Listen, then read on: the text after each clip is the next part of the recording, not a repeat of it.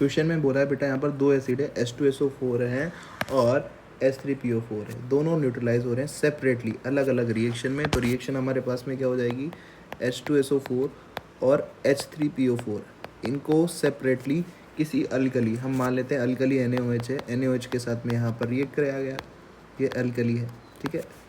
और क्या बन रहा है प्रोडक्ट में, सेपरेटली इनका न्यूट्रलाइजेशन कर रहा है। पहले में बन रहा है सल्फेट बन रहा है, यानी सोडियम सल्फेट बन जाएगा Na2SO4 + H2, और दूसरी रिएक्शन में हमारे पास बन रहा है डाईहाइड्रोजन, यानी NaH2 dihydrogen orthophosphate NaH2PO4 + H2।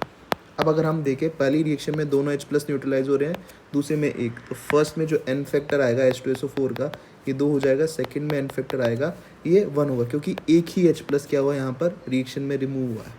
Question में पूछा गया है यहाँ पर कि कितने मास H2SO4 के और H3PO4 के इनिशियली होंगे। बोला गया सेम अमाउंट, यानी शुरुआत में सेम मोल्स थे हमारे पास में, 2 एसिड सेपरेटली, तो हम मान लेते हैं NH2SO4 इसके मोल इनटू N फैक्टर 2, ठीक है। सेम अमाउंट ऑफ अल्कली, यानी इसके इक्विवेलेंट और इसके इक्विवेलेंट सेम है, यानी हम कह सकते हैं इक्विवेलेंट ऑफ H2SO4 और इक्विवेलेंट ऑफ H3PO4 भी सेम होंगे, क्योंकि इसके इक्विवेलेंट बराबर होंगे, इसके इक्विवेलेंट और इसके इक्विवेलेंट यहाँ पर बराबर होंगे।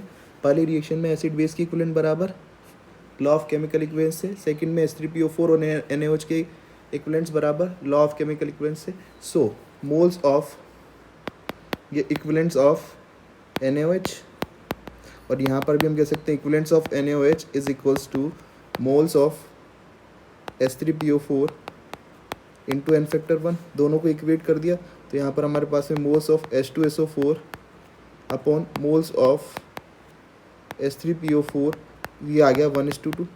ये इनके मोल्स का होगा, इनका मासेस दोनों का मोलिकुलर वेट 98 ग्राम होता है, हमें पता है H2SO4 का भी और H3PO4 का भी 98 वेट होता है। तो इनके मास का ratio, mass of H2SO4 to mass of